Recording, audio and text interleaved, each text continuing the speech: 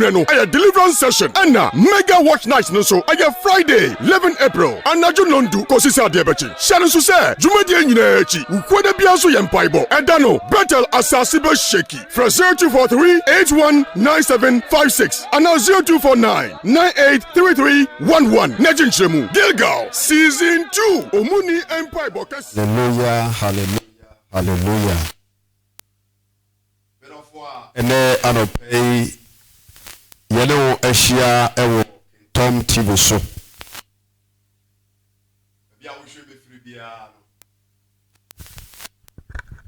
Babi a wo hwe me firi bia no. Awurade Yesu Kristo asundwe nkan ena anopei.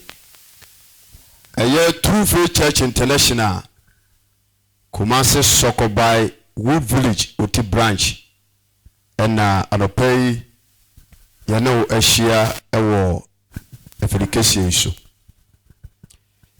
yane ba betu anamon afa Awurade asem efi sabre kopem se nonkono ebebo nti bomoden na ejebre na ene entena kopem se dwumade no ebeko na wiye so we program no na bolo a eye osofo odifo sebakani Jacob Beche oni adwumayefo eka no ho ana share program we ayede ba eye 6 April baso dendende nanso mpa ba eye umuni mpa bokese a ohawa didani paso ewo maseta no mabrabom no Onyankopɔn na mitumi so akasa Yesu agunyame so nanso from 6 April ekopem 12 nti baby a wo hwe efiri Ghana mamha babia no bomoden na boaboa ho ne du ho no mo a wo ha bi eda wo so bia no fa be wura program nim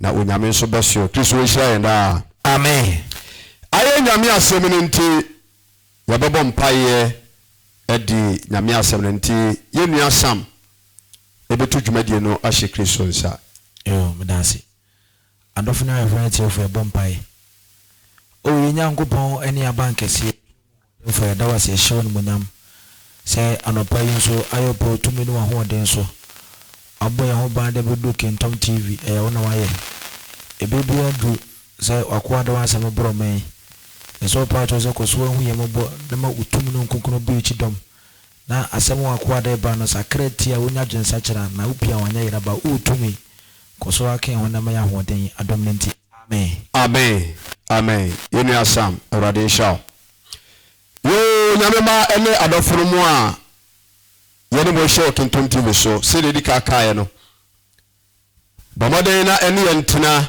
kopem se anopa nonkono bebo last week no ye ba fidikesi so ene beche Awurade asem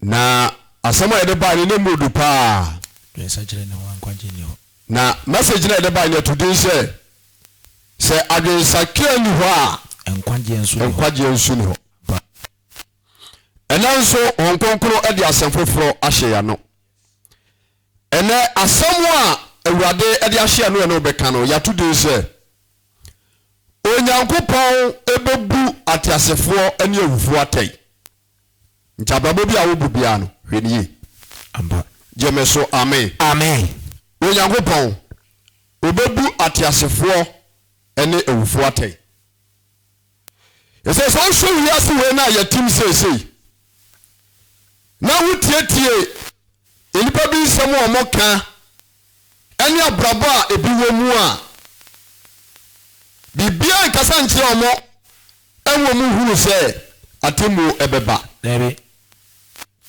na orofo a wo some ena nopai mebema wo huru no atiase sɛ abrabo biada yebo no asase wo su bia no yero ntobo amba na Onyankopɔn ya obo ni wiase no nipa no libo wiase o yes na waka kire nipa sɛ osuru bom na asase jesu a nwadia ahoto a enipa ade enipa dia bɛyɛ wɔ asase wo so no ye ba bebu hu nkonta de akire no yes nti ebiara wo hwame ebiara wo tie nyame asam ebiara wo tie aso dem ensem a efa adwensakra nsem sofo nka bi nkyerɛw ensam a enam kwa so ba eya atam a efu Onyankopɔn nkyɛn no sɔfo bi nkyerɛkyerɛ wa meme wo hunu ne yes Ishaka Yesu Kristo de da amen Onyankopɔn ba bebu Ateasefoɔ anya Awufoɔ atɛn na ewiase wa na yɛtim no sam onipa bi abewu obi abɛkɔ me na me ka kyerɛw obia no wɔn a ɔbɛte ne bro ɛwɔ asase so dabi it is all shame na woni Kristo a tutumrika ba gyidi sɛdeɛ bɛyɛ a wowu akyi wɔ pia a ɔkra no ɛbɛnya ne nkyɛ akɔ sɛdeɛ bɛyɛ a ɔbɛto wɔ Ateasefoɔ asase so a mepakyɛw ɔkra no nso ɛnkɔhuru ama ne nti maasɛm mato di sɛ Onyankopɔn ɔbɛbu Ateasefoɔ ɛnyɛ Awufoɔ atɛn ɔbaadeɛ animonyam kalile daa Psalm 84 verse number 48 Psalm 84 verse number 48 watwa sɛ ɔbarima bɛn na wɔte aseɛ tia hayo David na kasa no David sɛ ɔbarima bɛn na wɔte aseɛ ɔbarima bɛn na te aseɛ a na ɔnhunu wɔwuo hallelujah amen David sɛ bibi sɛ ɔdɔfo a wɔhwɛ me sɔfo a wɔhwɛ me asɔrepani a wɔhwɛ me odifo a wɔhwɛ me ɔmampani a wotie Nyame asɛm Ghana ma nipa biara onipa biara a wotie me mpempei Awurade asɛm so mimi sɛ wo sɛ ɔbarima bɛn na wɔte ase no ɔnhunu wɔwuo ɔbarima bɛn na te asase wɔ so a ɔnhunu wɔwuo wɔse wɔnhunu wɔwuo ɔbɛyi ne kra firi asɛm ado nsɛm hallelujah amen ɔbarima bɛn na te asase wɔ so yɛ wɔ baa ɛne bɛrima ada wo no na ɔnhunu wɔwuo yes sam ebi wɔ hɔ saa ebi ni hɔ na kyerɛ sɛ yɛhwɛ wiase aseta wei no a yɛtimu no a wɔnipa biara a wɔnipa kyew na woni biara no ɔka wo hwɛ ana yɛma saa no kɔdi n'akyi kora no wanka wo hwɛ nhyɛ ka ɔba deɛ di amen ɛti David sɛ ɔbarima bɛn na te ase a na wɔnhunu wɔwuo na wobɛyi ne kra firi asɛm ado na wobɛtumi ayi wɔ kra afiri asɛm ado nsɛm barima bɛyi na kyerɛ sɛ ebire bi so a ɛyere so paa so a wobɛkɔ mesɛmasɛm ato yi sɛ Onyankopɔn bɛbu Ateasefoɔ atɛn ɛnyɛ Awufoɔ nso atɛn nti wabrabɔ bi a wobɔ bia no wɔniye yɛna ebinom adwene wɔn sɛ ɔdi bɔne owu a ɛnoa no ɔn sɛ nkyɛkyɛ bi koraa wɔ media nso sɛ wodi bɔne na wonya wakatua ɔha a ɛnoa no natemfoɔ bia ni baabi abiem nti ɛma binom di bɔne ɛwɔ sum ase gyeme so amen David sɛ ɔbarima bɛ na te ase a na wɔnhunu wɔwuo wobɛyi ne kra firi asɛm ado nsɛm sɛ yɛhwɛ ewiase wɔ mu a nnipa bebree na abɛtena so o ɛmu asikafoɔ adefoɔ nimonyamfoɔ bɛde na yɛtua ne a yɛhu wɔ mu biaa wɔ mu kɔ asase ase gyeme so amen mepakyɛ Chastela wɔwɔi Liberia president Chastela wɔwɔi praise God amen Muammar Gaddafi Libya president pacho wai Libya so na ne manfo no mu ntua lebe ntua watabe yes nanso na ekori ase no me pacho be Gaddafi on ka Ateasefoɔ ho ye bolutu wo bridge ase a ye ko fa no fura na se ko hu no na wiase sika nyina bi hyem botom yes so so mi na utie Nyame asɛm a me pese me Nyame asɛm no ko watwe no akoma so sɛ ewiase japade ntimi nyini pakra nkwa ededi akire so so me afanyem so ba obra na wokra no ɛyɛ roba to Nyame mu gyeme so amen wɔso ɔbarima bɛ na te ase a na wɔnhunu wɔwuo ɔbarima na te asase wɔ so a wɔnhunu wɔwuo hallelujah mepakyɛ ɛgan ha yi a nansa yi a ababa obi a ɔnyɛ sika kɔ bie yɛka sɛ hospital Dr. Grisbod wɔwai gyeme so amen ɛde sɛ wotia me na woyɛ ɛka no sɛ herbal practitioner fanyamsuo bɔ ɔbra wọ́n kọ́ dúró baako a wọ́n yẹ ètùmí nsá yàrá ẹ bẹ́ sẹ́ fàtàlì dúró baako pẹ́ ẹ̀yìn sìkẹ́ni bira jẹ́mi sọ amen yẹn ti gbọ́dọ̀ kọ́ Psalm 89 verse number 48 yes ọ̀bẹ̀rẹ̀mà bẹ́ẹ̀ ni wọ́n ti ẹ̀sìn wọ́n huru ọ̀bẹ̀rẹ̀mà bẹ́ẹ̀ ni wọ́n ti ẹ̀sìn ọ̀hún wọ̀ wọ́ ọbẹ̀ yìí ni kéré fún asẹ́màdùn sẹ́ Jericho Lawrence yẹn mọ̀ mpẹ́ni dada wọ́n ti ẹ̀sìn jẹ́mi sọ amen wọ́n mú di kan ẹ bá kyekyere Ghana man ẹni yehu yẹtu yẹn yehu wọ́n wọ́kọ́ America mẹ́rù a so that's yes. President to be a buy no you soldier ni one na ne penso no woto so enkono 1841 near from Williams Henry US so that's the office we carry no pa wo ko juma waka na yere ne ma for do office asensan bibia starting adwuma yehuda ye no twahwe your office Williams Henry Harrison USA 1841 we will office. It is a one to 2 million or will be at any time. Now we say, oh, I say. If you know something in Kajo say, Onyankopɔn Ateasefoɔ ne Awufoɔ. It will be a who tell me piano for your musiro anything ebra etrasasi so. Nyaso when you you shall go by the leader. Amen. Was it onipa bewu so tiase. Yes. Enti so onipa wu Uwana chenu atemo na wo Hebrew chapter 9 verse number 27. Hebrew chapter 9 verse number 27. What you say? Wase na edawo pe mo ni pa so be upra ko pe. Enti Paul na mi atiase wo ha se edawo mo ni pa so obe upra ko pe. Obe upra ko pe. Na enu achi no. Na ohuwana chenu atemo baba. Praise God. Amen. Orofo wo shame. Na mi asamse mi kan cho say Adam wani pasa obewu prako pe na owo na chi no atemu baba enye nipa nyina na yade achi wo mo a ombenya nipa bi abasoso wo muso dabi ena num koko kakra ena duo na no odin to wanom kakra yade no on se de hu so wo so no emwa nti bra sister wife me so num kakra nyewani enye nipa nyina ne benya no sa dabi nye obi a yo nipa do honu a otre kam so otukwaya onsa mafie praise God. Amen. Yo nipa do no kasa wakwa dwuma onsa mafie bio yes it ba bio na bia no siesie wo sa bibia betimi asi na esia fashion tinu wa dwuma ko mu se atemu to wani ampa you shall go about you. Amen. Come on. Hebrew chapter 9 verse 27. Yes. Na said you don't money pass over prako. Was said you don't money pass over prako pa. Enu achi na temu. Na enu achi na temu baba. Yes. Atemu. Santamu na urban. Enya de wo judicial service na omu ye omu buntancha no. Ibulum. Jame so amen. Amen. Onyankopɔn atemu efa no kwai. Fa no kwai. How do you so we na asam na wo sika nko ade abetimi edibem anamebwa yes wo sika nko abetimi edibem betimi tua ma lawyer fo na judge bi na wo udifo no wo dibem jame so amen amen hana sa wa sam kokko to a ubenya ni padi amena twitwa ajew yes but what them for American was more when you tell Nyankopɔn no when you do ba so no say osuru bonus ase jesu a na temo ne ma bribe dabi ye ma bribe kama me ni ho Kaniba mi bia ni ho. Abi. Jame so amen. Amen. Facha mi bia nya dwuma awo Nyagu patem wo dwane nim ho. Nti bra wo ti ase no, sa ti pani ma sakra watwe. Jame so amen. Amen. Se no so Ghana ha. Ani wi aso na ya tum sesia na. Enipa binom ayomo si wo se, o mu betan wo Nyagu pasem.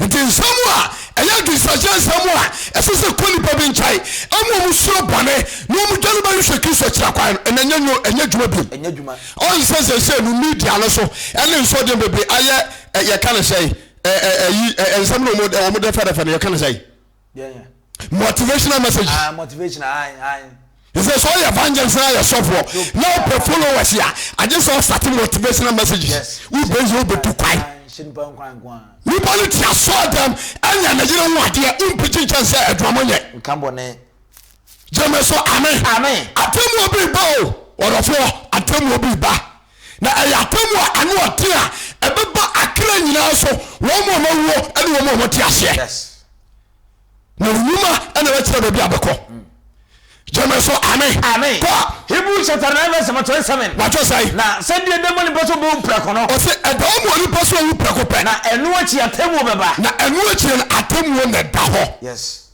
it was for me be say so was so bonus as Jesus ahifa na begina was say owo na chi atemu ise boss ya bado do no abrabanye nya 70 years na ya dai nya 50 years na ya dai no na kwambani so kum nipa pesika adi pesika jiwa gonti Rani baba nenja. Amen. Onyankopɔn ne tumi no so. It will be our penny moon pageant piano. But I do pass a player with your seal. We do not pretend about for the conquer among children. Yes, sir. We will work with money. Jameso, amen. Amen. I say, I don't want to pay Pocope. And one let you Atemu, Meboa. Yes. Atemu na airban. So I say, so we beat me and took him. Oh, Atemu Muha. Enuma mina make show enuma obeta na dey wasase so ana betre ba bia wo betre Onyankopɔn Revelation chapter 14 verse number 13.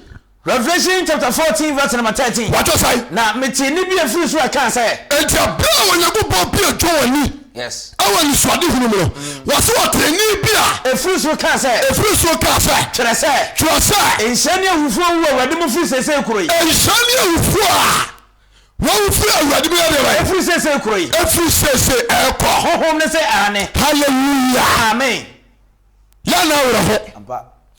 So me utu ani hwe o man kan na muteach because am yet here. Yen ko bi man so asem. Yes.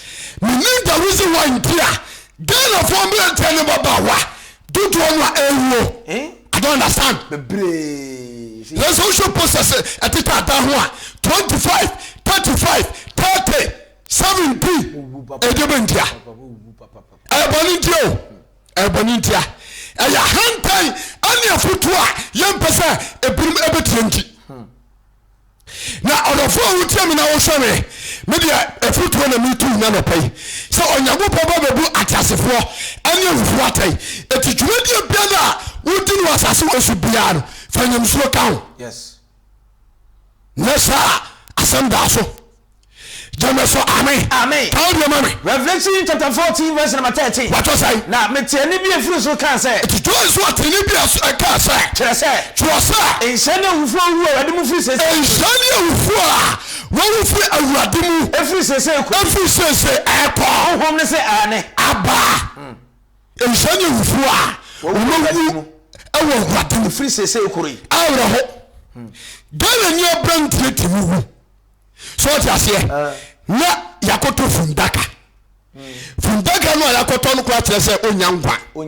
Because fundaka no ya oma koto oma heda akope ye kan say oma sin fundaka no bema tadua. Na abrantie a wawu a ya de bema tadua ana ye fundaka udem o kwan say. Tiaso ne friend virgin breaker. Wale mo banenje. Amen. Obi e papa panimu o. So that's here. When they come in your pay, what thing you feel pay? A bus who ya no. When you see the same thing. Same thing. Jameso amen. Amen. Orofo. And you say, Muma emutinano. Anya ni kame pe mfama yelio. Ya ho ne manfrafo. Yes. Jameso amen. Amen. Wasi enshani wo mo a. Wo already mo awurade mu. Fi say kroi. Obi ababa obi timu. Na ko hwe na yiase. Pay ni pa bi fa so demonstrating them out ho. Yes, Shimaku. So just say a man be caught with bodaja our adakaros. Naked. You almost the tre you brought to power adakano so. Nature say nipa no about transaction so na na bra bo ne ye. You mo be di ya no. It e pinu a mu ye hook up. Ebima mutu we bia ya kan say we base so just say mu bu brabone mu nanu mleki so na atem obi ba is a usually one because we say so anadu nyina yesika it was then sorry no plan kwaya obafa so obebuni nyafa so it will be great to me the ties ya nan this way yes you can say iPhone 13 Pro Max no obeto no PZ anymore. No what you be sick group to Ubanya. Amen. Revelation chapter 14 verse number 13. What was I? Was it to say? It is to say.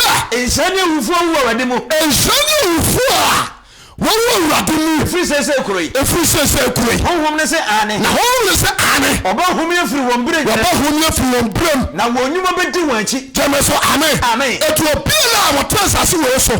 Ewo kisom no bote ne bra. No di ni mapa ashisha ne ho no. Wo na benya ahomagie papa ama ne kra. Yes, you are preaching good. Daddy akire. Orofo onyuma ti say no pai. Wo dware atie me. so Atiase wuti nyame se wia wo kwasore wo tight kro wuntua Tiaso de wuntua tight wo tiaso de wuntua tight wuntua to so Atiase correction won tuli wo be fa no akọ heaven hallelujah amen wo binyuma me pacho be sam eti na chi nya papa o enya papa wo bu ho ma wo between no na nka cho obekeka obama sesia obekeka be mama sesia but we tell so kan nyame sama ontu wontimi nka dimo ta abenti asaka wotwen wontimi na kukudo tumi oba lie adin koma be mafofo but nyame asama adanse don tumi ni bi wontimi ni bi timi nka oti aso na mo kwa eto nyamu pasa me kan tell say what atemu oba o na atemu no onipa bi ntumi nware Ateasefoɔ ne Awufoɔ ahimpasam kase eti bawo de sha ebra wuti asie no wudi nyanso mpada ba bra suro bane ebinom jameso amen enuma bane ene ebinom edi akire wo mo to ni bane wo mo bobosia heda ko babi ekohye tulo na odini sika bobosia na edina wakwakwa no bosa odiskana mawa untimi ntua no asafo agapade ukonkrase a wo mom ye kokofu ni koko krashe fo bi jameso amen woni nyina ye nyuma boni a edini pebiechi wo ye MP wo ye minister ya sense kakese ya de amawo se wo krom plan ompasoa so yi kwan fo ma wo no wo sense kata ewo abam se wo krom kwan ampa ye guso enso diskana gubotum ana wapaki zika ni nyina egu polytank ene sufie polytank they say no strategy onu uso no on van koto bank ana abaye hunu abeche no praise God on van to dem ama confirm me bunko wia polytank no ato no asin tententi wonu se nso no gum dollars nko me na me ga so polytank no ebirima die no etorofo ye two for no pese two for church international Kumasi Sokoba Wood Village branch and no kasa say Onyankopɔn oba babu Ateasefoɔ ne Awufoɔ atai it wa babu bi awon biaro but say de beso Kristo ni ebirima wu akɔ awuhuru amane ya no so kura no omotwe atemu da kase abrabɔ ɛne babu mu kɔkɔ wie it is so wie amen Revelation chapter 14 verse number 13. Yes. Who will say ane? It will say ane. Oba whom you free one bring na. Oba whom you free one bring na. Na wo nyuma di wanchi. Hallelujah. Amen. It won a omo de ababotene. Eba bo mo bra wasase wo no. Ombenya asundwe. Benya asundwe. Wo mo support evangelism. Benya asundwe. So just here. Wo mo bu nyame asem hu dawuru. Wo mo diri nipa. Benya asundwe. So just here. Wo sifie hadden safo gu o trankim obi okro timi ko jabon tensuni ne fie ni so obi antim o so ti aso dem whatever one nje amen it won a omudi mapa eba omobra awa safo lo so ni omudina ni o man pa ba no wo so area bai won nyuma di wanchi won nyuma di won wachi enyuma se utie mi na ye Kristo ni a bo nyuma pa omodi o Jameso amen enyuma pa bohomodi Jameso amen atuma bia na ye di ni pede wa asase wo so no ewo nkonta na Onyankopɔn se woni ye won hwehwemu ampa woni mati sai wutumi nsa obi ka ja ne se wodi nkofo tu kwai no what disike tutudie ye pa wa ye hu odi adwane akodi wana baba no nche amen sikani brenti wono so nya contract ya no odi sikani bia ka ho wo fa umane usisa wo bra o papa bi e wa kontrom tia wom wo ska bra sa kota asase ma na okoto nsoma asase ana diskane gu botum oto na pebre pesie no ato pesie no wi wo twitwa pictures no de asende obi kwatum kotwa on computer be dey obi dia no de asende ba se efie no ba bia masia aduni masia wi praise God amen e be wi asende no na firi man hia wi na de odi scan man so nsi firi ma no na efro kwa onyanui asende ba dabi nti ebinom a mepamto bobe montri nyame asam ho so tiase na mo bra se wi asefo no mo nsakra madwe no pai na Onyankopɔn tem obi antimi nyane Jameso amen Revelation chapter 14 verse 13. Yes. Amen. Oba humi afiri won brem. Na won nyuma di wanchi. Edi won machi. Yes. Nyuma di wachi o. Jaya o sa wo ya, ewiase wo chi woni no. Awurade se men kan cho so nyuma di wachi. Di wachi. Jameso amen. Amen. Empanifo le keke se bi se. So what tell him future and tell so your dish. Ampa. So just yes. So what tell me to Banu me bulo. Never quite to do who ye. So tell him future and tell so your dish. And tell so your dish. So just yes. And just as you ever transfer. And when the water is so if you home, we are ho. Tamo kama you live here. That's a boabako. That's a boabako. Yes. Jameso amen. Amen. Make test moi. Omuto mu ma wiase. So just yes. Aboni nuwa omuto mu ma wiase. No mo bo mo pese wiase for eno mo wai. Omukọ wanche. O manche. Chirebo.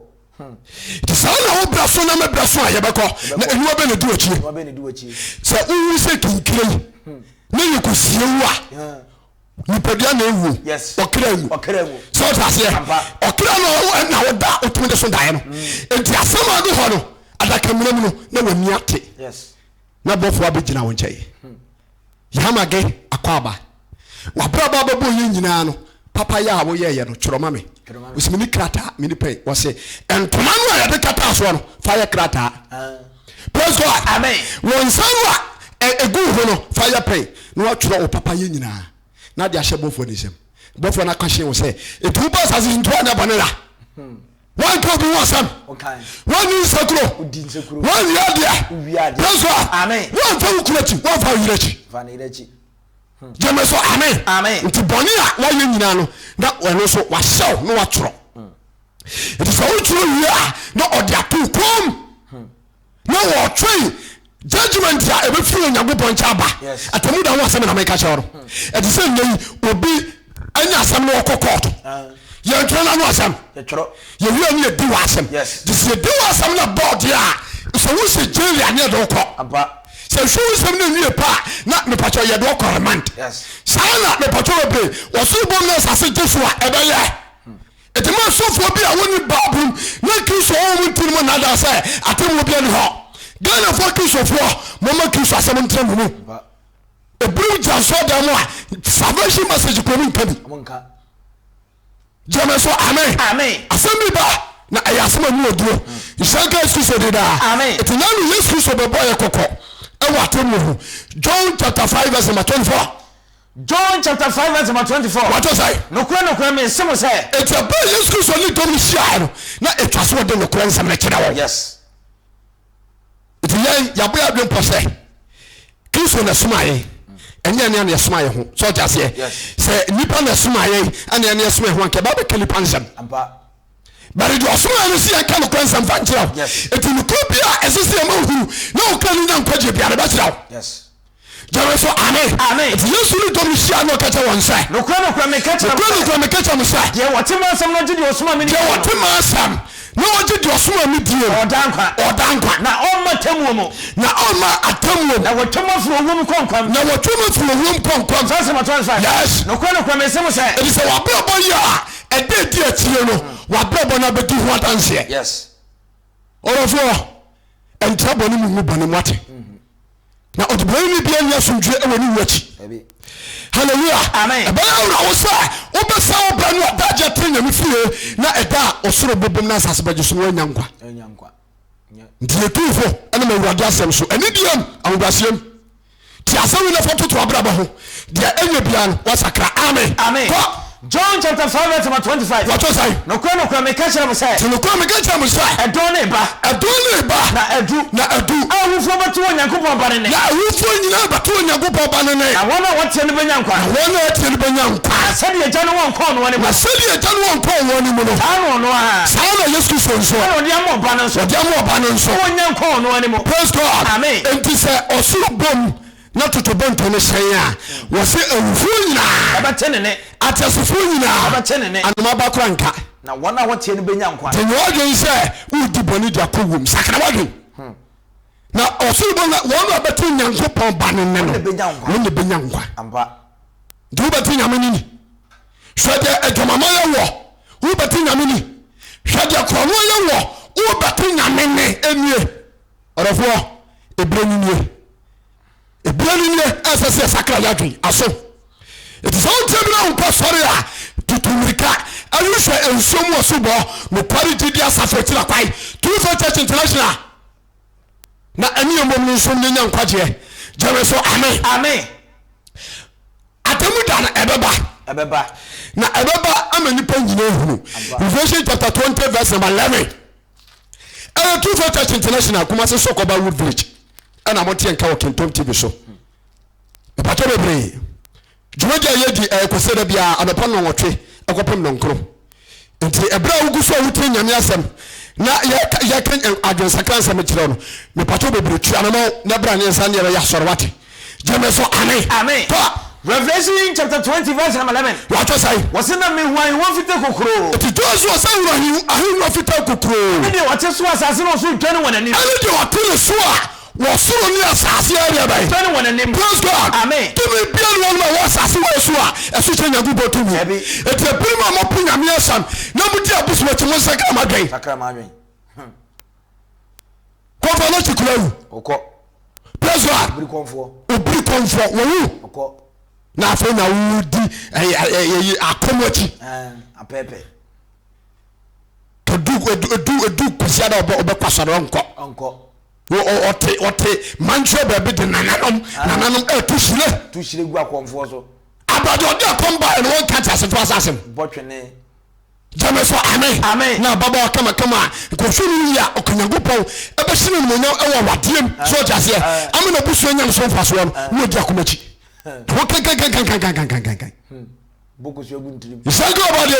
Amen. Take a go. Verse 11. Yes. Na me one fit kokro. Those who are in fit kokro. Any what is was as no so twa. Any do appeal so was so nya asase twa nanim. Na wanya ba bia ma ho. Na wanya ba bia ma ho no. Jones mi huna Awufoɔ. Na Jones huna Awufoɔ. Enketwa ne akese. Who checha ho nanim. Praise God. Amen. Why in the bit my escape the judgment day? Obi to me. Nobody. Yes.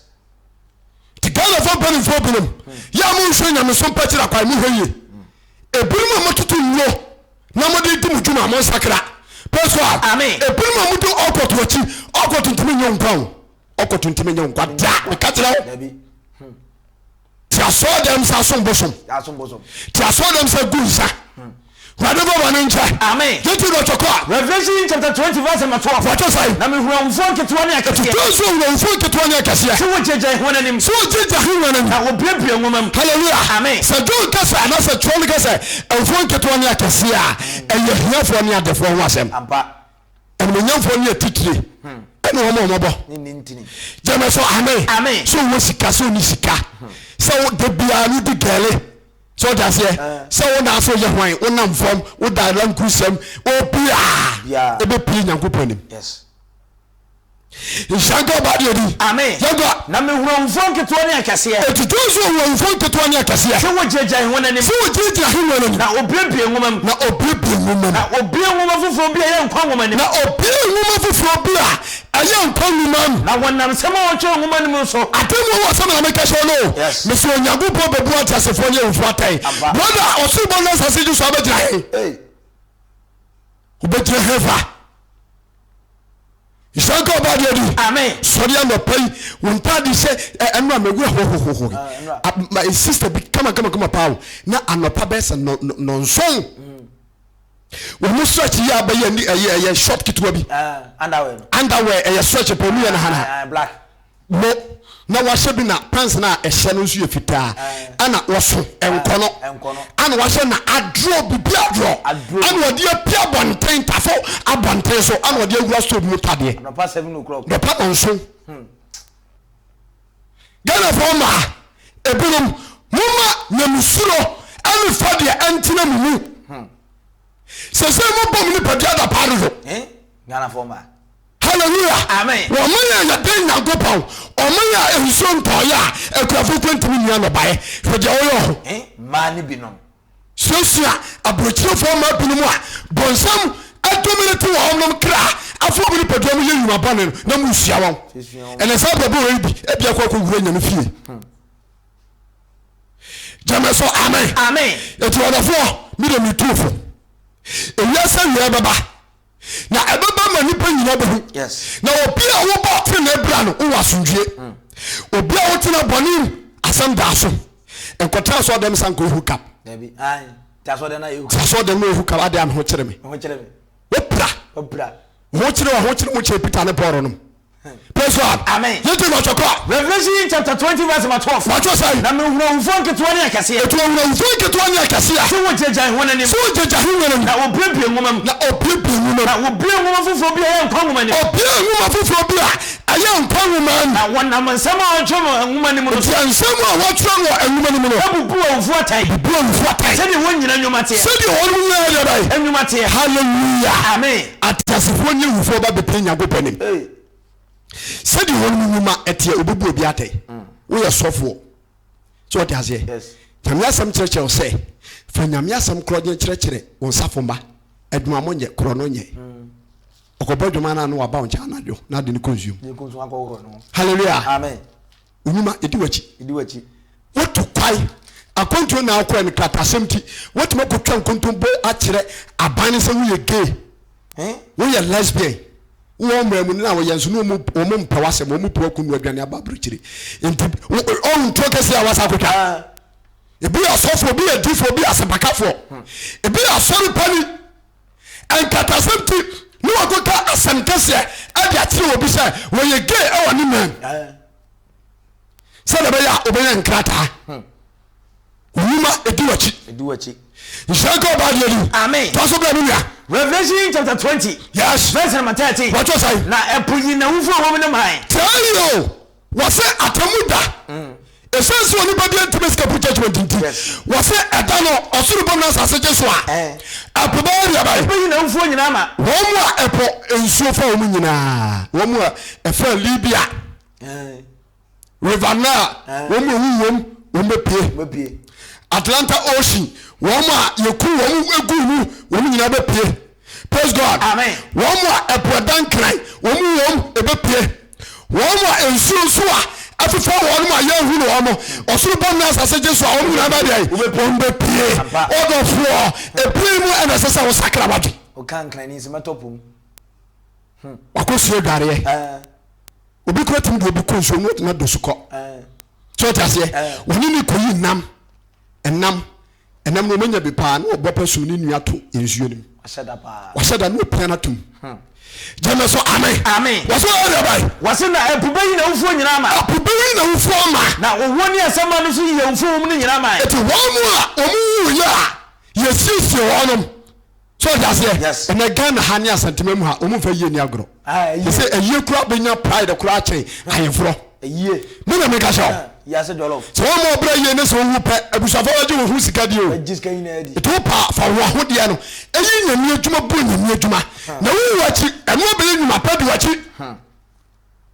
Nhyɛnka ɔba deɛ di. Amen. Pawulo ma me. Na owuo ni asɛm no so yɛ Awufoɔ wɔn nyinaa. Owuo ni asɛm ando ba deɛ ba. Ɛbɛyi na Awufoɔ nyinaa ma. Eti wɔn mu a yɛkɔsie wɔn mo. Wɔn mu a abusuafo amagye wɔn funu. Yes. Obo no aka akora na tete no. Yɛhuni na busuani. Yɛbɔbɔ mu nyinaa no ekɔ mo mass burial. So ɔte aseɛ. Busafo no nyinaa bɛ pia ba. Na ɔmo bɛ pia anya honam foforɔ. Yes. Na ɛyɛ ɔkra ni padua ɛna bɛba asase so. Akɔ pia Onyankopɔn atemmo dwanem. Yes. It is all to bani mu ahayie. Nhyɛnka ɔba deɛ di. Amen. Na wɔbu wɔn mu biara tan. Wɔbu mu biara tan. Sɛdeɛ wɔn nnwuma teɛ. Sɛdeɛ wɔyɛ ba. Wɔn nnwuma teɛ. Hallelujah. Amen. Wɔyɛ fisaman. Wɔyɛ adwuma wɔ nsuo so. Yes. Sikani brenti na akoto fuladan na ɔde akogu nsuo ni. DDT na ɔde akogu. Praise God. Amen. Na mo ana an nsuo no no mawu no asesa no abeto no dwa so. Na yɛne ayaka yɛ nim ne asu yɛ todi ne yɛnya cancer ne yɛnya hwanhwan nyuma bɔ ne awo ya no awurade sɛ meka kyerɛ sɛ ɛdeɛ bae ɛdi wakyi. Yes. To some person bi a mepato bebree bɔne so bi a wotim de asesa na ɛhwɛtiri ne akyira kwae nhyɛnka ɔba deɛ di. Amen. Verse number 14. Wɔtɔ sɛ na wɔto wɔn ni asɛm ado to twere wɔ gyatadeɛ mu. wɔto wɔn ni asɛm ado twere gyatadeɛ mu. Yɛn ni wɔn pere no. wɔn ni wɔn pere no. Obi a wɔn wuli sɛ ɔde na hyɛn nkwa nwoma ne mu. Etu obi a wɔnya ne din ankɔ nkwa nwoma ne mu. Wɔto no twere wɔ gyatadeɛ mu. Hallelujah. Amen. Ɔdɔfoɔ mede ma sɛ mede bɛ na wieɛ. Acts chapter 24 verse number 15. Ɛyɛ Two Faith Church International Kumasi Sokoba Wood Village ɛna wɔte nka nɔpɛ yi. Mepacho bebree ukua da wani ukua da bia yɛhyia yɛ mpaabɔ tuanamo na bra bi na ɛne ɛmɛsom ne nya nkwagye. Amen. Amen. Acts chapter 24 verse 15. What was I? Na me wo Onyankopɔn woni da so a enti Paul atrase we hu say wiase we na yetim e fucking priest kenipa bia wunya de obedin de obenom na utimi ye de nyame pa eno ano no Jameso amen enti Paul ti ofo me wo Onyankopɔn woni da so a ye wo Onyankopɔn woni da so a wona nso hwɛ no kwan wo area bai hwɛ no kwan sɛ owusori a wona wotene sɛ owusori amu no womo etene ene wona wontene be sɔre ne baba ene womo entene be sɔre ba de bai baba yes owusori amu no womo etene ene womo entene wonyina be sɔre yaba ya obi sinto atem obi ene ho na obi sɔre ya no onam plus 2 no ba kohwie viana sese yese eduro ayi sese no ayi no kromu no mu biem tramo no mu no biem yese o ma to din for red onu ma na bo ani eno na sese o mu di akiri na ara woda Jameso amen na Ghana from ma binum ne Ghana from ma binum sese wo so sese minim di lipa bi dwen ene di o mu pene wiase yese bibia ba ye frɛ no so travel okra ni tu kwai eto abantia na ababa na trase a na ohwe na niam nkoyi a na okɔ esamanfrofo bi odonsifo bi ho eyekuo bi o so travel enti okɔ na woda ho no mu a no ma ye nyankama na okra no wankasa ohunu ho sɛ okra firi mu wa ohunu mu sɛ okra firi mu na akɔ ofie tetetefo na ewuo ne nkyɛi na okra ni no mu din sawoso kwa be na me fa so ameye but wo munim se eye demons na yes ade no ampa wa ba ya nansa pa no ayeye na uye ya wu praise God amen ori pa bia be ka wuare ampa it is so better bonim anabana company so ayeye na wo wuo na ko jema kwose de ade ntina wo sakra adwo na ntina de nyame apadim tikana no na we Acts chapter 24 verse 15 yes na me wo Onyankopɔn woni da so a Paul say we Onyankopɔn woni da so a won so hwɛ no kwan sɛ wo so ria wona wotene so wo so ria mo wona etene ene wona wontene be sɔre ne baba ene wona wontene sɔre ne baba na yemu na me so me ho me hwɛ eti Paul si wo mu na me ria bai me so me ho me hwɛ me so me ho hwɛ sɛ menya huni ma enifo sɛ baba awba no Paul so ba ria bai ɛyɛ me so me ho yie obɛhwɛ menya huni ma enifo Ghana fo so fo benum munsu Yehowa munsu Kristo muntiam krom na mufo nyam so anchechen sore ma mumma sore ma wuru papa ne pane so so ya na mo yɛ nyame ma kwan dodo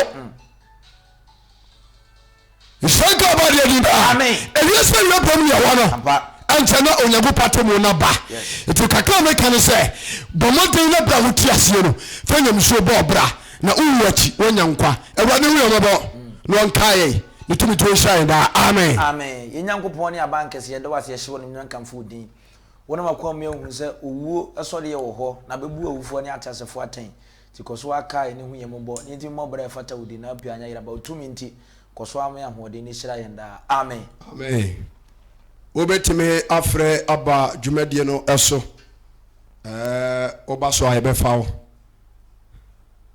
number no ena eda eye screen so no obetime afre abadwumadie no so na yene wo atwetwe enkomo yene amote yenkan eye nokware gidi asafo True Church International Kumasi Sokoba Wood Village Bola Junction Oti branch na amote yenka anopai ya beautiful lines no atum obetime afre ade aba dwumadie no so ye twan ko na bibia aye kama koso nyamba ene de na yemfa okay ya hwese benya ofrefo ya hello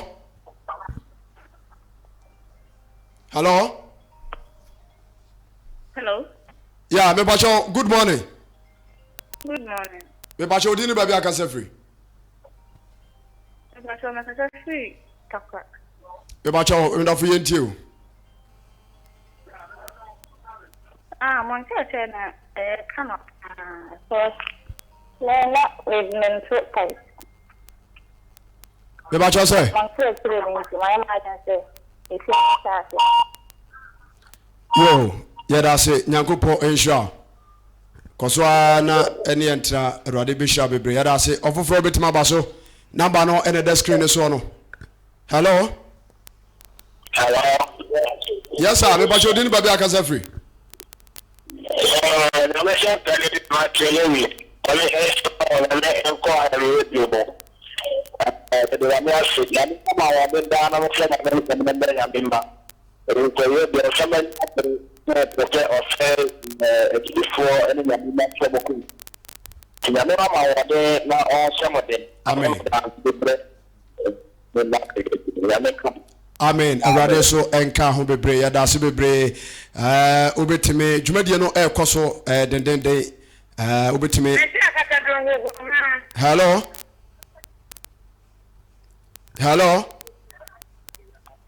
Pacho, good morning, Awufoɔ. Good morning, oh, mama. Me pacho deni babi akasa free. Adwumadie na ntie no. Hello. Ya pacho yetiu. Ai, meni aje ho pa no pe ya yensila. Ano pe ye ho ba bia ye nam. Me pacho yetiu pa. Ba bia ye nam na ye dia asem ne be bobla. Yɛde bɛyɛ adwuma yɛde atete yɛ mma yɛda ase Pacho sinjiro amino agya nyamehwa ya boko awurade adomo mpacha na wo so boko aseme preach na mo yende atinya ku yi amaye yɛda ase awurade nhyɛ mo den no ti mo mpa bo ale pacho didi wum no so ama magento fo so metu bia no na ya mepɛ yate nyame boa ebrepem no yɛbɛ ho adwuma sɛ deɛ wɔka no yo yes yɛda ase awurade nhyɛ ofoforo obetime aba eso True Faith Church International Kumasi Sokoba Wood Village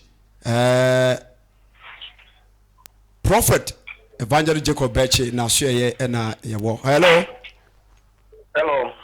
yeah odofo good morning me ba cho dinu baby akasa free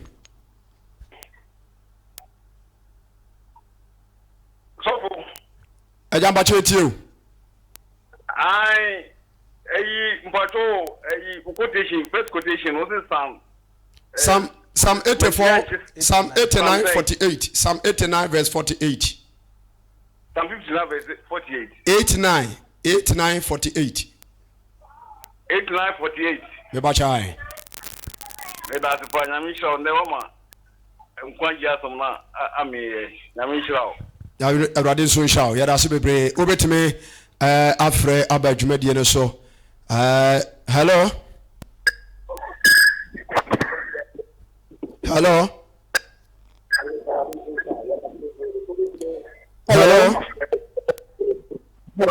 ya me do fo wo so me pa cho yeti o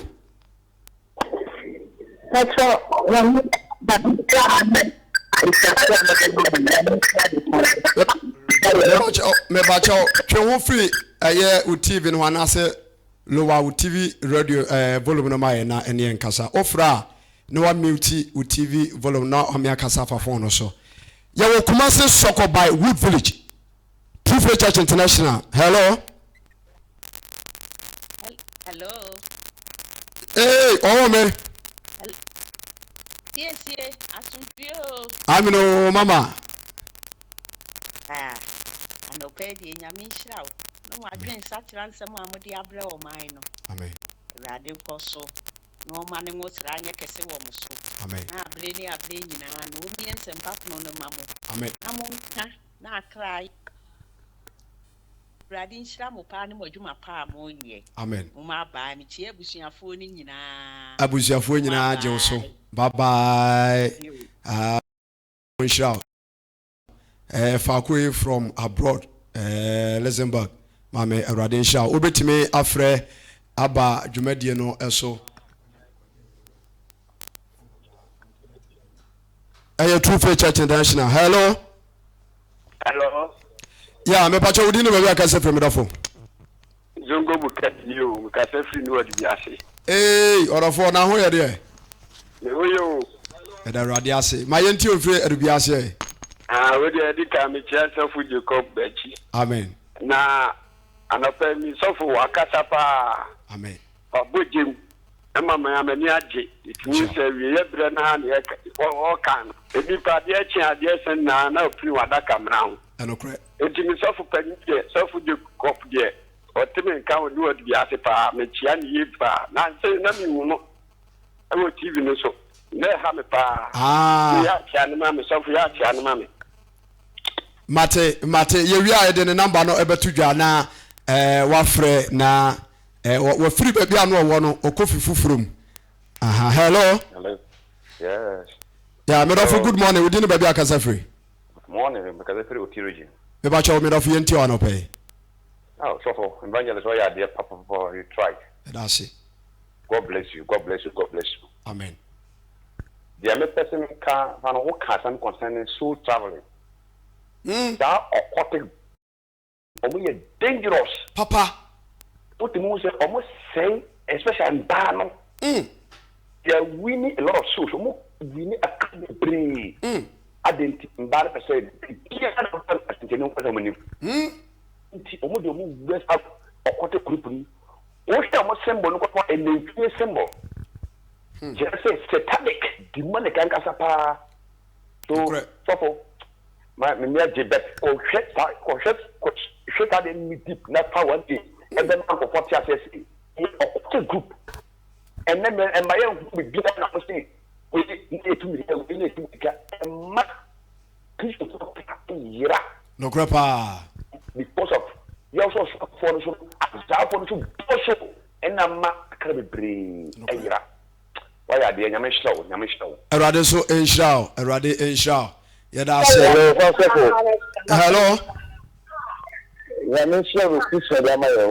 Amen. Amen.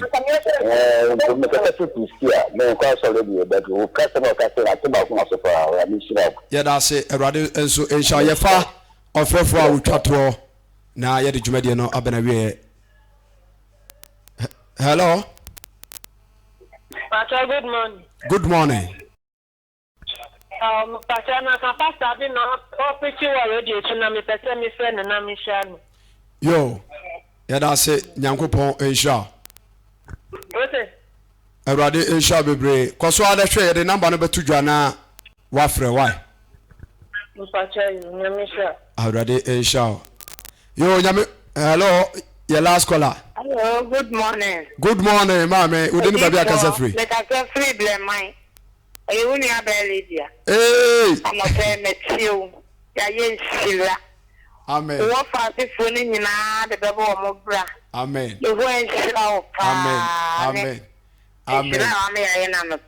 Amen. Amen.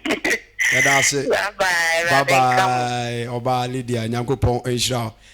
Yo nyamema yɛde ɔfrɛfoɔ dwumadie no nyinaa ɛbɛsia sɛ wɔntimi anwura ma afakyɛ kristo yɛ adom a na wotwe sɛ nnɛ Ghana time 80 pɛpɛpɛpɛpɛ na yɛwɔ Kintom TV no so a yɛde nyame asɛm no ba wana wa dwumadie nti yɛhyɛ ase 80 ane apɔn ɛyɛ nɔnkono ɛyɛ True Faith Church International Kumasi Sokobai Good Village oti hena asase so ɛyɛ major prophet Odifoɔ Sabakani Sɔfoɔ Jacob Bechi wone mpanifo a ɛka no nyinaa ɛde nanso mpaabɔ asi hɔ a Yesu afro Onyankopɔn twere dia mpɔkwame ama yasetena ani abrabɔ ayeyie na dwumadie no asɛm tie da so no ɛne sɛ Onyankopɔn ɛka kyerɛ Joshua sɛ ɛne na memuni ɛyɛ Misiri mo nso pa afiri mo so ɛne da TV ne so hɔ no eti sa dwumadie wei no dwumadie kɛse a kita Onyankopɔn wosra ya nkunkuru tumi ta kyerɛ a onipa biada a wode ho ba bewura dwumadie mu bia no dwumadie no bɛkɔ wie no wobɛnya fa hodie bebree wo hwɛ yɛ busua yɛ fufuri mu a agya no mu a mudi ka no mudi aborɔ nyoma bɔne no mo de aduadua musua no obi kwa wade a enye ye promise mfe akwantuo mu nsɛm basa bayi guro adwuma sɛ yɛ yadeɛ obi okura na busua mu kura no ya hyehyɛ to sɛ 50 years mo mmoro obi okura na busua hyehyɛ to sɛ mo mema no nyina no ni kwaso obia ɛbɔ bra yeye enti saa o ha nkonua we de nipa bi so ya ebe wi ase kwa ne bi kura afaduo anomawu odofo eni da so ho wenti omuni mpabo kesie yi eye season 2 last year ye no adanse epie mu nya senketoa eti odifo sofo Jacob Beche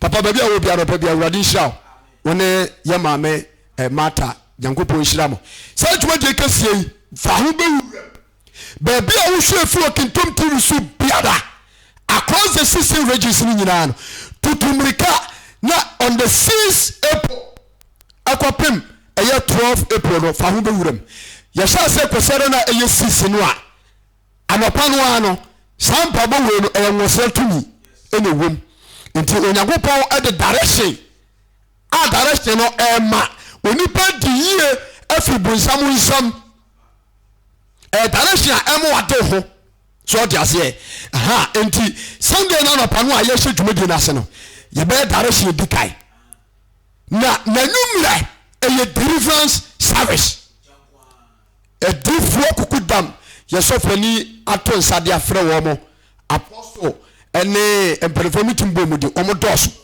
a different kukudam ne adwumafo akese ne ato nsafre mo te kosere na yesis no aye hyase no odofo boabo ho na bra wo ba yawadwen se onko enanso dwumadi oba banya ba bia da bibia bi wo hobi so ti ase enti kosere na ba hyase no ye yempa bo no pan na najo eye deliverance ohabi aso biada obi okura no a ni kuru akura mani nya ni je wona wadiem ohu ni kuru ko okura na yemu ahye obi ji kuru finsem wo yiri ko fia wo ma eluma etetre wo no wo a wo hwe me wo na ni problem a edaw so it for be pm ewo True Faith Church International Kumasi Sokoba Wu Village on the 6th na nyumira eye deliverance ejo da beto mpa abo no so ebranda beto mpa abo no so wo kura la eye mpa abo no pompon so na sa wo kura da so no second direction ye besae nti ye wia na yawada ye beto aso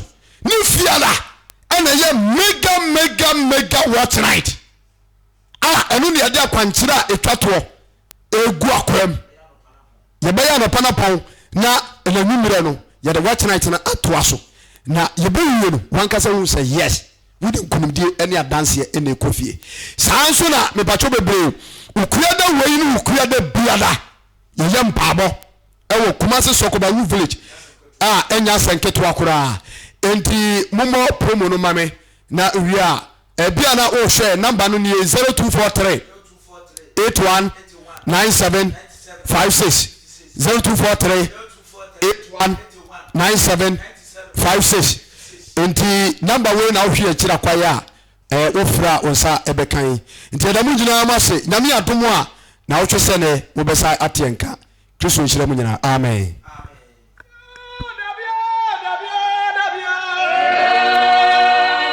True Faith Church International, Sokoba Wood Village, First Boiler Junction, Otihini Asase so.